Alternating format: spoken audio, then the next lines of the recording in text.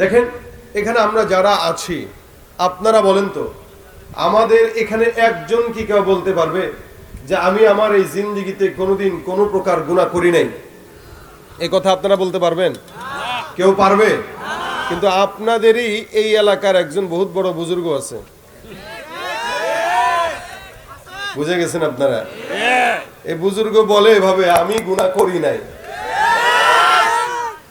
আপনাদের এলাকার এমন বড় বুজুর্গ আছে বলেই তো আপনারা বরকতে আছেন এখনো। এই লোকটা নাফরমান হওয়ার জন্য এতটুকুন মন্তব্য যথেষ্ট, আর বেশি কিছু দরকার নাই। আগের আমল আর এখন আমল পার্থক্য আছে না? আগে যেন তেন নাস্তিক, মুরতাদ, বাম, রাম, এরপরে দুর্নীতিবাজ, চোর, চোট্টাদেরকে মাহফিলে জায়গা দিতেন, সভাপতি বানাইতেন। ইনশাআল্লাহ যদি বুঝমান হয়ে থাকেন, যদি দেমাগে কিছু থেকে থাকে, সামনের আগামী বাংলাদেশে কোনো প্রকার দুর্নীতিবাজ, চোরদেরকে স্টেজে জায়গা দিবেন না। এটা আল্লাহওয়ালাদের জায়গা, এটা আল্লাহওয়ালাদের মজলিস, আলেমদের মজলিস। আলেমদের স্টেজে কোনো চোরের জায়গা হতে পারে না। আর কেউ যদি এই কথা বলে যে আমার কোনো গুনাহ নাই, ও তো সবচেয়ে বড় চোর। যেখানে যত বড় বুজুর্গানে দিন না থাকুক, যেখানে আমিরুল মুমিনিন হযরত ওমরের মতো লোক বলতেন যে আমার নাম কি মুমিনের খাতায় না মুনাফিকের খাতায়, এটা নিয়ে আমার পেরেশানি। হযরত ওমর এই কথা বলতেন, যার ব্যাপারে নবী করিম সাল্লাল্লাহু আলাইহি ওয়াসাল্লাম হাদিস বর্ণনা করেছেন যে আমার পরে কোন নবী যদি আল্লাহ দুনিয়াতে পাঠাতো, আমার পরের নবী হতো ওমর। সুবহানাল্লাহ। দাম কি বেশি না কম ওমরের? এই ওমর রাদিয়াল্লাহু তাআলা বলতেছেন আমার নামটা কি মুমিনের খাতায় না মুনাফিকের খাতায়? আমি কি ইমানদারের খাতায় নাকি গুনাহগারের খাতায়? ওমরের মতো লোক। আর কোথাকার কোন নাস্তিক, মুরতাদ, শয়তান এসে বলতেছে আমার গুনাহ নাই। এই কারণে আমি আমিনও কই না, এই কারণে আমি আল্লাহর কাছে ক্ষমাও চাই না। আরে শয়তানও তো পর্যন্ত এরকম শয়তান হয় নাই।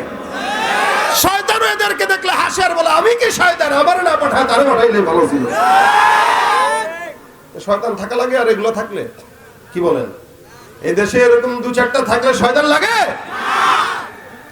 আমিরুল মুমিনিন পেরেশানিতে আছেন, আমার নামটা কি মুমিনের খাতায় নাকি গুনাহগারের খাতায়?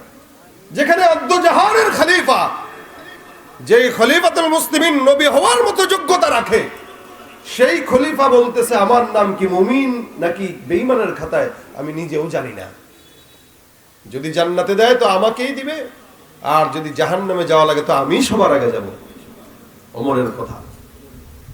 রাসূলের একজন সাহাবী ছিলেন, নাম যার হযরত হুযায়ফা ইবনুল ইয়ামান রাদিয়াল্লাহু তাআলা আনহু।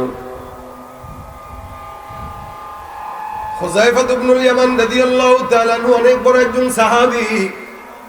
যেই সাহাবীটার কাছে পয়গম্বর সাল্লাল্লাহু আলাইহি ওয়াসাল্লাম সুন্দর করে মুনাফিকের লিস্ট দিয়ে দিয়েছিলেন। কথা কি বোঝা যায়? আমিরুল মুমিনিন এটা জানতেন, হুযায়ফার কাছে লিস্টে আছে মুনাফিক কে, মুমিন কে। হযরত ওমর একদিন যায় ডাক দিয়া বলেন, হুযায়ফা তোমার কাছে পয়গম্বর লিস্ট দিয়েছেন, মুনাফিকের লিস্ট আর ইমানদারের লিস্ট আছে। আমি ওমর আমিরুল মুমিনিন বলতেছি, দয়া করে তুমি আমাকে আমার লিস্টটা দেখায় দাও, আমার নামটা কি মুনাফিকের খাতায় আছে নাকি না এটা দেখতে চাই।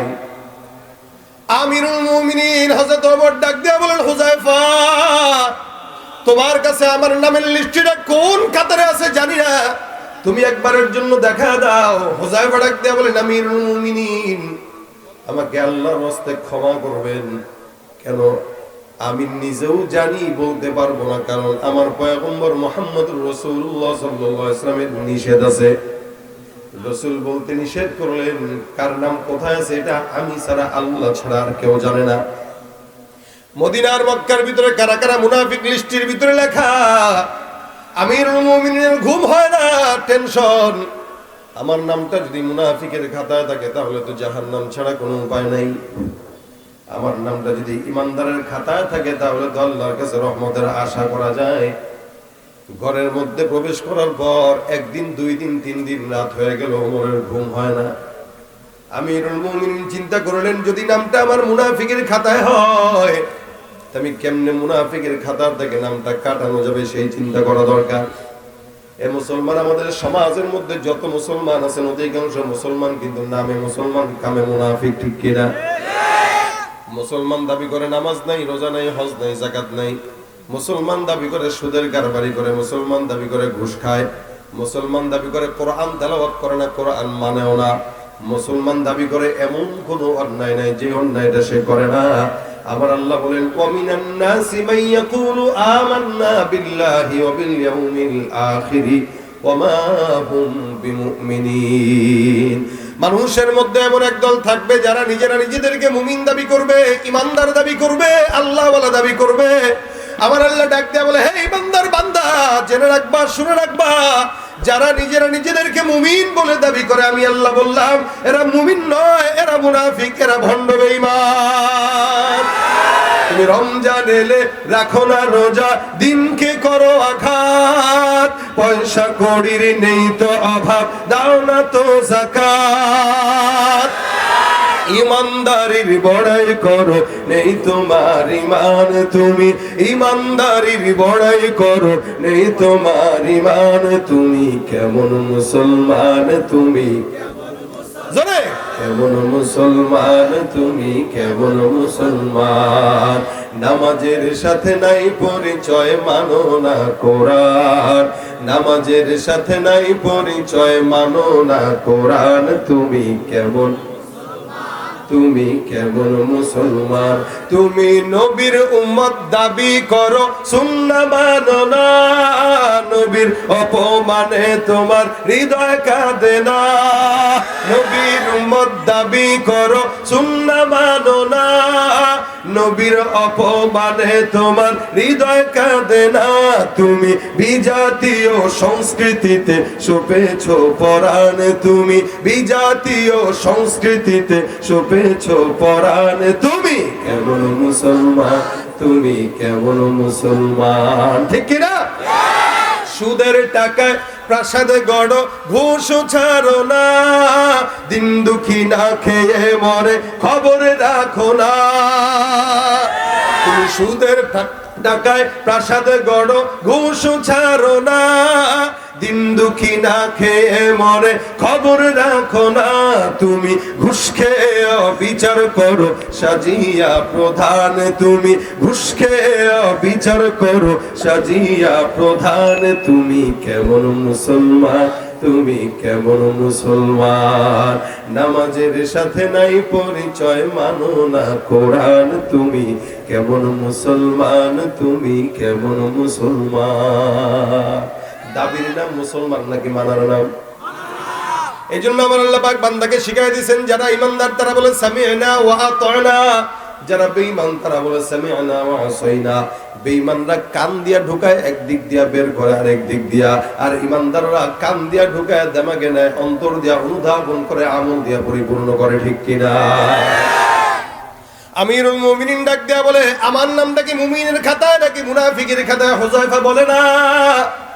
ওমর বাসার মধ্যে যায়, ঘুম নাই, চোখের মধ্যে ঘুম নাই, আমিরুল মুমিনিন ঘুমায় না, পেরেশানি। আমার নামটা যদি মুনাফিকের খাতায় হয়, জাহান্নাম ছাড়া আমার কোনো দ্বিতীয় রাস্তা নেই। 3 দিন পরে আমিরুল মুমিনিন হুযায়ফার ঘরের মধ্যে যায়, দরজায় টোকা দেয়। হুযায়ফা কে? বলে আমি আমিরুল মুমিনিন ওমর। হুযায়ফা ডাক দেয়া কয়, আমিরুল মুমিনিন, আপনি আমার দরজার সামনে না এসে আমাকে খবর দিলেই তো আমি আপনার সামনে চলে যেতাম। ওমর ডাক দেয়া বলে, হুযায়ফা একটা প্রশ্নের জন্য আসলাম, জবাব দিবা? আমিরুল মুমিনিন যখন বললেন জবাব দাও, হুযায়ফা ডাক দেয়া বলে, আমিরুল মুমিনিন বলেন, আপনার জন্য আমি তৈয়ার। হুযায়ফা ডাক দেয়া বলে, কি প্রশ্নের জবাব দেওয়া লাগবে? আমিরুল মুমিনিন ওমর ডাক দেয়া কয়, হুযায়ফা, আমার কতদিন যাবত মাথার মধ্যে একটা পেরেশানি কাজ করে, আমি এই পেরেশানির মধ্যে আছি। বলো, আমার ইন্তেকালের পর তুমি হুযায়ফা আমার লাশের জানাজার নামাজ পড়বা কিনা? আমিরুল মুমিনিন ডাক দেয়া বলে, আমার লাশের জানাজার নামাজটা তুমি পড়বা? বলে হ্যাঁ। হুযায়ফা ডাক দেয়া বলে, কি বলেন আমিরুল মুমিনিন? আপনার মতো একজন সাহাবী ওমর, যার ব্যাপারে পয়গম্বর বলেন নবী হওয়ার যোগ্যতা কারো নাই, ওমরের আছে। ওমর যদি আমার পরে কোন নবী হইতো, আমার পরে নবীটাই হইতো হযরত ওমর। আপনার মতো একজন সাহাবীর জানাজা আমি হুযায়ফা কেন করব না? আমিরুল মুমিনিন, আপনার কাছে আমি ওয়াদাবদ্ধ নিয়ত করলাম, অবশ্যই অবশ্যই আল্লাহ যদি হায়াতে বাঁচায় রাখে, আপনার ইন্তেকালের পর আপনার লাশের জানাজার নামাজটা আমি হুযায়ফা করব। হুযায়ফা রাদিয়াল্লাহু তাআলা আনহু সুন্দর করে ক্লিয়ারেন্স দিয়ে দেয়। আমিরুল মুমিনিন এবার খুশি হয়ে গেল, আলহামদুলিল্লাহ, আল্লাহ তোমার শুকরিয়া। হুযায়ফা ডাক দিয়ে বলে, কেন আপনি জিজ্ঞাসা করলেন? গভীর রাতে কেন ওই জানাজার নামাজের জন্য আমার দরজায় আসলেন? এবার আমিরুল মুমিনিন ডাক দিয়ে বলে, হুযায়ফা, গত 3 দিন আগে তোমার কাছে আমার নামটা কি মুনাফিকের খাতায় আছে নাকি ইমানদারের খাতায় আছে জানার জন্য জিজ্ঞাসা করলাম, তুমি বলো নাই। আমি জানি তোমার কাছে লিস্টে আছে, তুমি জানো মুনাফিক কে ইমানদার কে। সুতরাং আমি এটা জানি মুনাফিকের জানাজা অন্য কেউ পড়লেও হুযায়ফা পড়ে না। আমি তোমাকে জিজ্ঞাসা করলাম, হে হুযায়ফা, আমার লাশের জানাজার নামাজটা তুমি পড়বা কিনা বলো। নিঃসন্দেহ তুমি আমার কাছে ওয়াদাবদ্ধ, তুমি আমার জানাজার নামাজ পড়বা। তুমি নিজের জবানে স্বীকারোক্তি দিলা, তার মানে আমার বোঝা হয়ে গেল আমি ওমরের নামটা আল্লাহর রহমতে মুনাফিকের খাতায় নয়, ইমানদারের খাতায়। আমিরুল মুমিনিন সুন্দর করে কথাও বের করে নিলেন, প্রশ্নের মাধ্যমে নিজের ইচ্ছাও জেনে নিলেন, মুনাফিক নাকি ইমানদার এটাও বুঝে নিলেন। এ মুসলমান, যেখানে আমিরুল মুমিনিন ওমরের মতো একজন লোক পেরেশানিতে আছে, সেখানে আমাদের দেশে ঘুষখোর, সুদখোর, নাস্তিক, মুরতাদরা যদি কয় আমার কোনো গুনাহ নাই, বুঝতে হবে গুনাহগার হওয়ার জন্য, নাস্তিক বেঈমান হওয়ার জন্য এতটুকুন কথার বাইরে কোনো কথা দরকার নাই। আমার আল্লাহ পাক প্রত্যেকটা নবীদেরকে নিষ্পাপ বানাইছেন, কোনো সন্দেহ আছে? নবীরা মাসুম, সাহাবীরা আল্লাহ পাকের রহমতে মাসুম। আমার আল্লাহ পাক রব্বুল আলামিন বলেন, রাদিয়াল্লাহু আনহুম ওয়া রাদু আন, আল্লাহ তাদের উপর সন্তুষ্ট, তারাও আল্লাহ পাকের উপর সন্তুষ্ট। এরপরে তাবেঈদের জামানা, আমার নবী বলেন, কোন ইমানদার বান্দা যারা আমাকে দেখেছে অথবা আমাকে দেখেছে তাদেরকে দেখেছে, আল্লাহর নবী বলেন ওই তাবেঈদেরকেও আমার আল্লাহ পাক রব্বুল আলামিন নিজের দয়ায় maaf করে দিবেন। সুবহানাল্লাহ। নবীরাও নিষ্পাপ, সাহাবীরাও maaf পেয়ে গেছেন, তাবেঈদেরকেও maaf করে দেওয়া হবে। এরপরের যুগ থেকে আজ পর্যন্ত যত বান্দা জমিনের মধ্যে আছে, প্রত্যেকটা বান্দার গুনাহ আছে না নাই? যত বড় পীর তত বড় গুনাহ, যত বড় বুজুর্গ তত বেশি শয়তান ধরে।